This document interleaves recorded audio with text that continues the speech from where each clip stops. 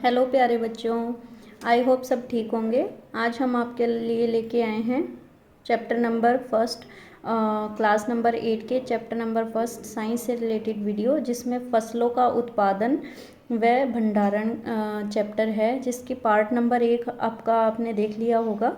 आज ये हम करवाने जा रहे हैं उससे नेक्स्ट। हमने पिछले पार्ट में पढ़ा था कि पौधे पूरे फसल को तैयार होने के लिए कुछ स्टेप्स हमें फॉलो करने पड़ते हैं, जिसमें से 2 स्टेप्स हमने देख लिए हैं।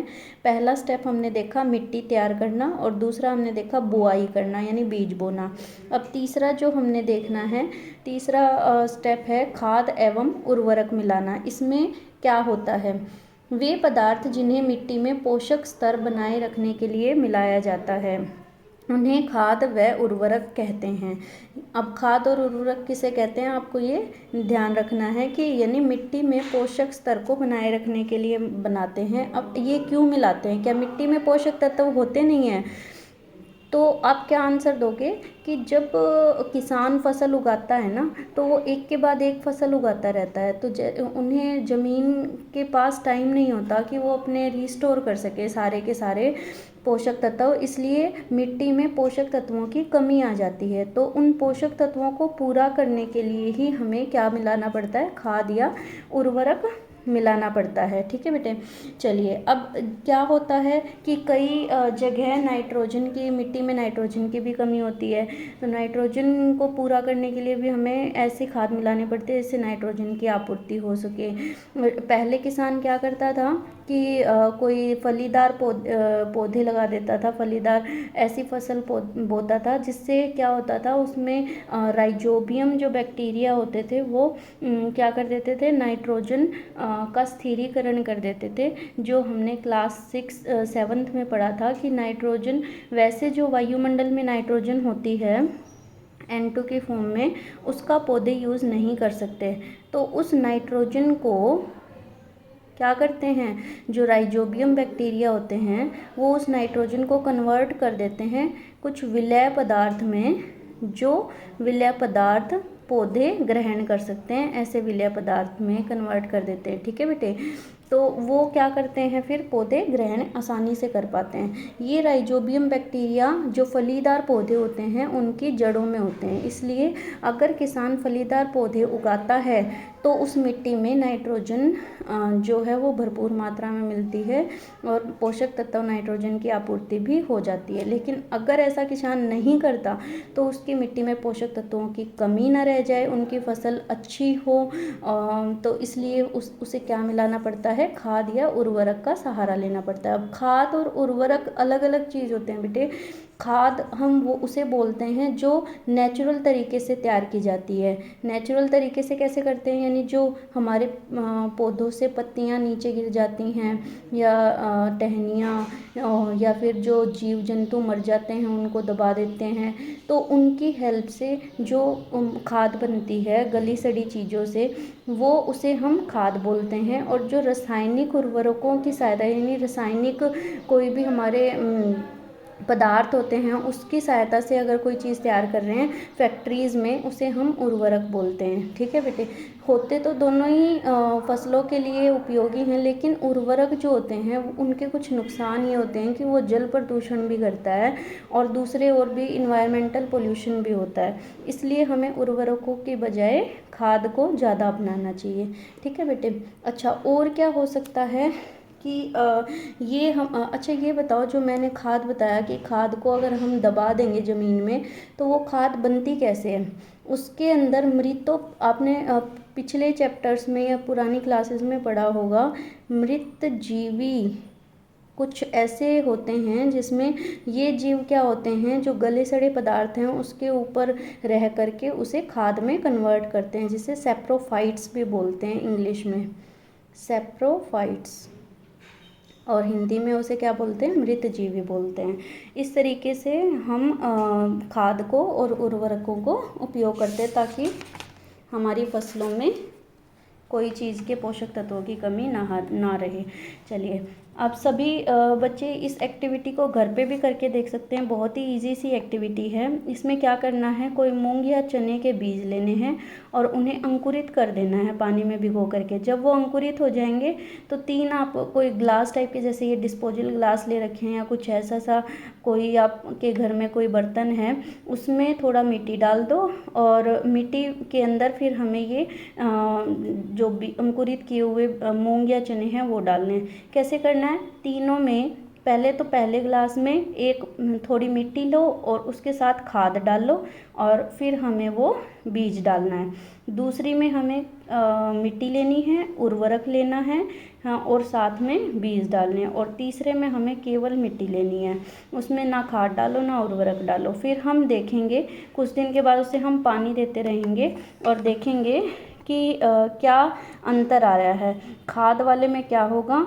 उर्वरक वाले में क्या होगा और जिसमें हमने कुछ भी नहीं डाला उसमें क्या होगा। तो वो रिज़ल्ट आपने देखना है कि क्या फ़र्क पड़ता है, खाद से क्या इफ़ेक्ट आया, उर्वरक से क्या आया और कुछ नहीं डालेंगे तो उससे क्या है। ये एक्टिविटी सब ने घर जाके करनी है और आप वीडियो के कमेंट बॉक्स में भी बताएंगे किस किस ने ये एक्टिविटी की और क्या रिज़ल्ट रहे।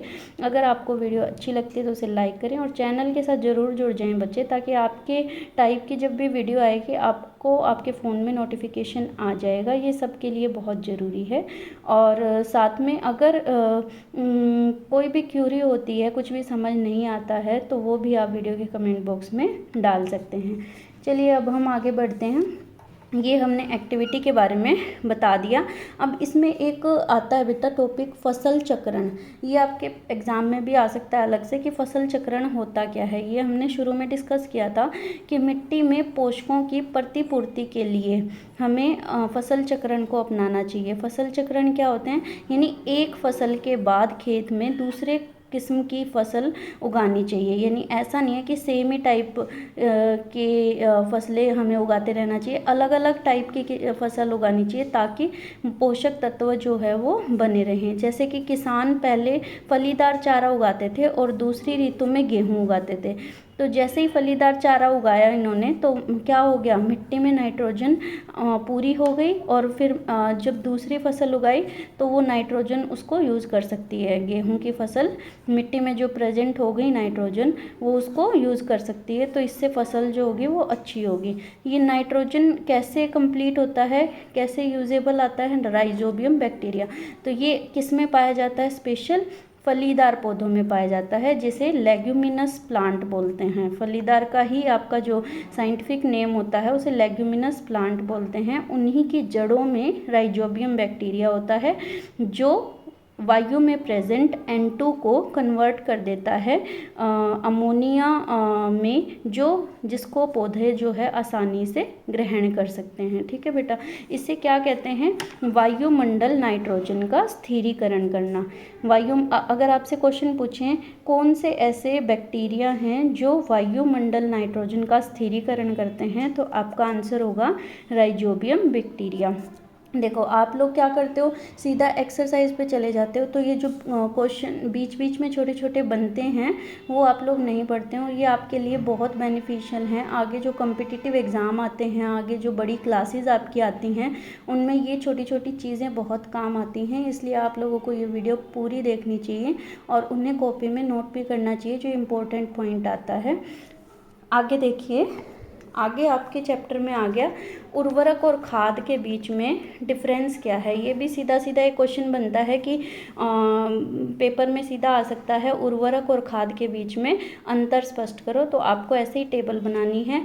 और जैसा कि मैंने आपको बताया था, उर्वरक क्या होता है, रासायनिक होता है। रासायनिक यानी अकार्बनिक लवण है। और जो खाद है वो एक प्राकृतिक पदार्थ है जो गोबर, मानव पेड़ पौधों के अवशेष के विघटन से प्राप्त होता है। विघटन क्या होता है, गल सड़ जाना, उसके बाद जो हमें प्राप्त होता है उसे खाद बोलते हैं। अच्छा, उर्वरक बनती कहाँ है, फैक्ट्री में। खाद कहाँ बनती है, खेतों में या खुले स्थानों में। ठीक है बेटा, उसके बाद में कहा है कि उर्वरक से मिट्टी को ह्यूमस प्राप्त नहीं होती और खाद से मिट्टी को ह्यूमस प्रचुर मात्रा में प्राप्त होती है। ह्यूमस क्या होता है बेटा, जो पोषक तत्व हो, जो नमी चाहिए होती है, जो प्रचुर मात्रा में पोषक तत्व होते हैं, वो खाद से यानी मिट्टी को नुकसान नहीं होता, उन्हें प्रचुर मात्रा में ह्यूमस प्राप्त होती है। उर्वरकों में पादप पोषक जैसे कि नाइट्रोजन, फॉस्फोरस, पोटेशियम, ये जो जो चीज़ मिट्टी को चाहिए होती है वो ये डाल देते हैं। और खाद में क्या होते हैं, थोड़े बहुत कम होते हैं, क्योंकि ये नेचुरल तरीके से बनी है, तो उसमें ये उतना ही डिफरेंस है बेटा। जैसे आप क्या करते हो, जब आप बीमार पड़ते हो तो आप क्लिनिक वाले डॉक्टर के पास चले जाते हो, तो क्लिनिक वाला डॉक्टर आपको दवाई देता है, तुरंत सुबह उठोगे ना, आपका जो मतलब नॉर्मल जुकाम हुआ, बुखार हुआ, वो तुरंत गायब हो जाता है। ठीक है, तो आप कहोगे कि ये डॉक्टर तो बहुत अच्छा है, मेरे तो ये दवाई बहुत अच्छे से शूट करेगी, और आप बार बार उसी दुकान पे ही जाते हो, उसी क्लिनिक पे ही जाते हो।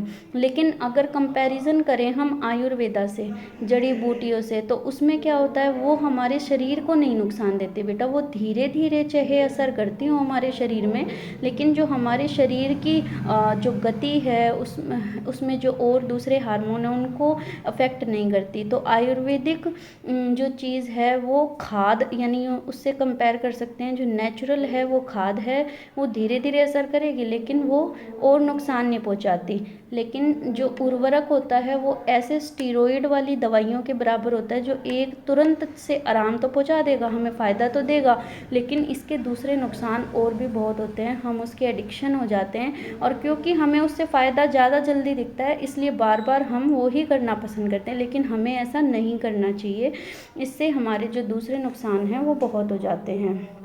ठीक है बेटे, और क्या है खाद के लाभ क्या हैं, ये आप बता दोगे, क्योंकि हमने ये पूरा जो टॉपिक पढ़ा है वो खाद के कारण ही देखा है कि खाद से क्या होगा, मिट्टी की जल धारण क्षमता बढ़ जाएगी, यानी मिट्टी में जितना हम पानी डालेंगे वो और ज़्यादा उसको अवशोषित कर सकता है। ठीक है, इससे मिट्टी भुरभुरी व सरंध्र हो जाती है, यानी अच्छे से उसमें वो आ जाता है, वो श्वास अच्छे से ले सकती है, गैस का विनिमय सरलता से हो सकता है, और जो जीवाणुओं की संख्या है वो वृद्धि हो जाएगी, क्योंकि मिट्टी अगर वो नरम हो जाएगी तो उसमें केंचुए वगैरह अच्छे से पनप सकते हैं। इस जैविक खाद से मिट्टी का गठन सुधर जाता है, इससे हम मिट्टी को सुधार सकते हैं। अगला जो हमारा टॉपिक आता है वो है सिंचाई। जब हमने खाद को दे दिया तो उसके बाद हमें उस फसल को पानी देने की आवश्यकता होगी, क्योंकि हमें पता है कि फसल को अच्छे से पनपने के लिए उसे प्रकाश संश्लेषण करना पड़ेगा, और प्रकाश संश्लेषण के लिए जल जो है वो बहुत एक इम्पोर्टेंट एस्पेक्ट होता है, तो जल चाहिए। तो जल की आपूर्ति करने के लिए हम क्या यूज़ करते हैं, सिंचाई। ठीक है बेटे, तो क्योंकि जीवित रहने के लिए जीव को जल की आवश्यकता होती है, ऐसे ही पौधों के लिए भी वृद्धि करने के लिए जल की आवश्यकता होती है। पौधे में लगभग 90% जल होता है, और जल क्यों क्यों आवश्यक है, क्योंकि बीजों का अंकुरण जो होता है वो कभी भी सूखी अवस्था में, शुष्क अवस्था में नहीं हो सकता, वो हमेशा जब गीले होंगे, नमी वाले पदार्थ, नमी होगी उसमें, तभी वो पनप पाएगा। ठीक है बेटा। अच्छा, अब यूँ देखा जाता है कि कब हमें पानी ज़्यादा देना है खेत में, कब कम देना है, तो ये किस पे डिपेंड करेगा, हमें ऋतु पे डिपेंड करता है, यानी कौन सा मौसम है। अगर गर्मी है तो पानी जल्दी सूख जाएगा, हमें जल्दी जल्दी पानी देना पड़ेगा, और अगर ठंड है या बारिश का मौसम है तो उसमें हम जो समय है उसे बढ़ा सकते हैं। अच्छा, तो अब सिंचाई अगर आपसे पूछे कि होती क्या है, तो विभिन्न अंतराल पर खेत में जल देना सिंचाई कहलाता है। ठीक है बेटे। अच्छा, अब अगर आपसे पूछे कि सिंचाई कैसे कैसे दी जाती है, तो आप उसका आंसर कैसे करोगे, कुएं, जलकूप, तालाब, नदियाँ, बांध, नहर, यहाँ से हमें सिंचाई का जल प्राप्त होता है। ठीक है बेटे।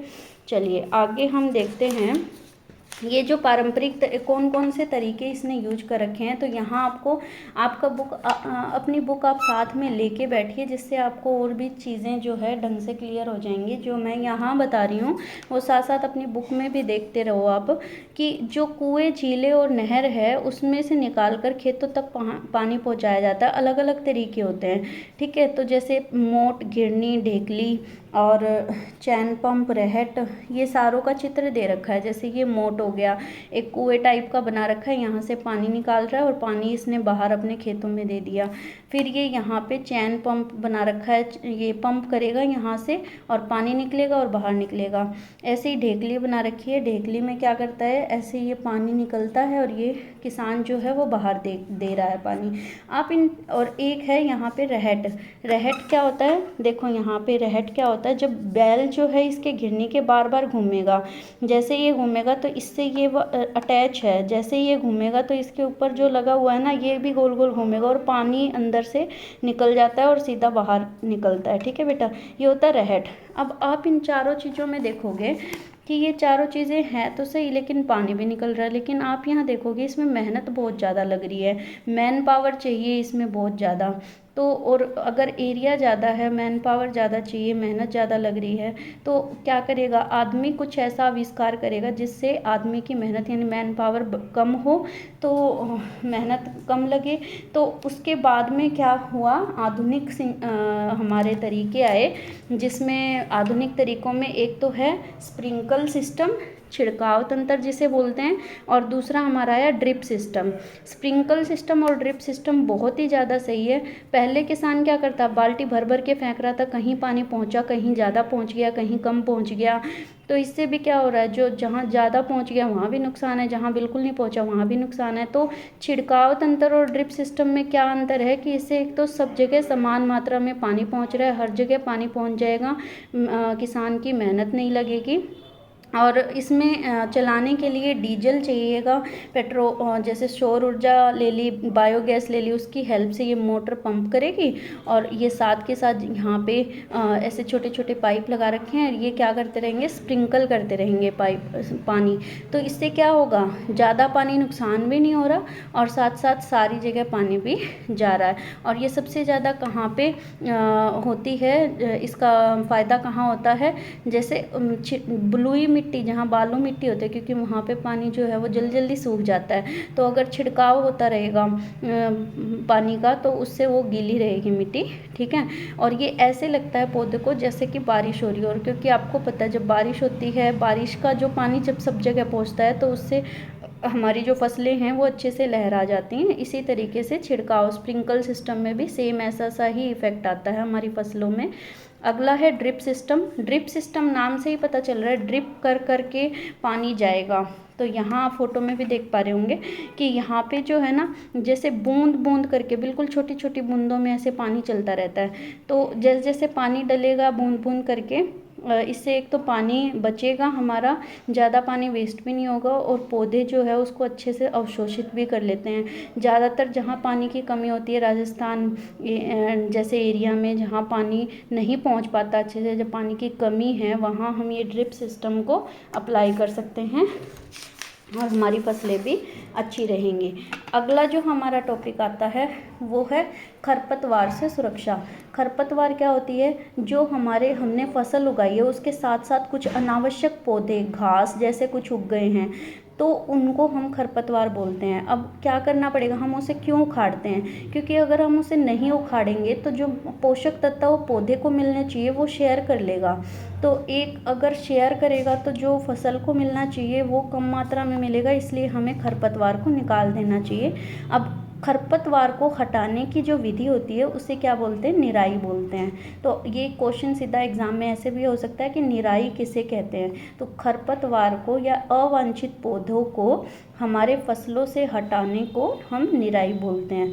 निराई जो है वो क्या करेगी, ये वो मैंने बता दिया, जितने भी पोषक तत्व होंगे वो सारे बांट लेती है, शेयर कर लेती है। तो इससे हमारी जो फसल है उसकी वृद्धि पर नुकसान पड़ेगा और उसमें असर भी आएगा। आगे क्या है कि उसको हटाने के लिए हम क्या क्या कर सकते हैं, उसके लिए हमें क्या करना पड़ेगा, खरपतवारनाशी भी होते हैं जो केमिकल होते हैं कुछ, जिसकी सहायता से हम उसे उखाड़ सकते हैं। जैसे 2,4-D का इसने फॉर्मूला दे रखा है। ये क्या करता है, जो हमारा किसान है वो स्प्रेयर में डाल के उसे कैसे करता है, पंप करता रहता है। जैसे यहाँ आपको दिखा रखा है कि पंप की सहायता से ये यहाँ फसलों में छिड़काव कर देता है। तो इससे पौधे तो ठीक रहते हैं, हमारी फसल तो ठीक रहती है, लेकिन जो खरपतवार होती है वो नष्ट हो जाती है। इसलिए एक तो हम ये कर सकते हैं, और दूसरा क्या है, हम कोई खुरपी वगैरह जो हमारे पास होते हैं उसमें किसान जो है अपने हाथों से भी उसको काट कर उखाड़ के कर सकते हैं। ये काम कैसे हो सकता है, हैरो या खुरपी की सहायता से हो सकता है। ठीक है, तो दो हमारे तरीके, एक तो खरपतवार नाशी डालो या खुरपी या हैरो की सहायता से किसान खुद करे समय समय पर। और ये काम करना कब चाहिए, खरपतवार को कब हटाना चाहिए, ये पुष्पण व बीज बनने के पहले ही खरपतवार नाशी का छिड़काव करना चाहिए। लेकिन छिड़काव यानी अगर आपसे पूछे खरपतवार नाशी का छिड़काव कब करते हैं, पुष्पण व बीज बनने से पहले खरपतवार नाशी का हम छिड़काव करते हैं। ठीक है, अच्छा ये इसका नुकसान क्या है, अब कोई हमने उर्वरक यूज किया है या कोई रसायन यूज किया है, उसका नुकसान भी तो होगा ना। तो ये स्वास्थ्य पे, किसान के स्वास्थ्य पे असर डालेगा, क्योंकि अगर ये बिना नाक ढके मुंह ढके अगर इसका छिड़काव करते हैं तो उसकी स्मेल है या उसका जो जैसे ही एक्सपोजर हमारे साथ होगा तो वो हमारे शरीर को नुकसान करता है। तो मुंह को, नाक को अच्छे से ढक करके इसका हमें छिड़काव करना चाहिए। ये होता है बेटा हमारा खरपतवार नाशी। ठीक है, तो आज हमने मेन 3 स्टेप्स पढ़े हैं। एक तो पहले हम 2 पढ़ चुके, मिट्टी तैयार करना, बुआई करना। आज जो हमने पढ़ा है, एक तो किया है हमने सिंचाई करना, दूसरा हमने किया है ये खरपतवार हटाना, और एक हमारा जो बीच में रह गया था खाद डालना, है ना, खाद डालना। सबसे पहला तो हमने खाद डालना किया था, फिर सिंचाई वाला, और बाद में खरपतवार नाशी। आई होप आप सभी को ये तीनों जो विधियां हैं वो अच्छे से समझ आ गई होंगी। फिर भी कुछ नहीं समझ आया है तो आप कमेंट बॉक्स में कमेंट कर सकते हैं। अगर अच्छी लगे तो भी आप कमेंट करें। कोई भी बच्चा कमेंट नहीं करता है, इससे जब यहाँ टीम बैठ के देखती है तो मोटिवेशन नहीं मिलता है। आप प्लीज़ वीडियो को अगर अच्छी लगती है तो आप ज़रूर कमेंट में डालें। Thank you.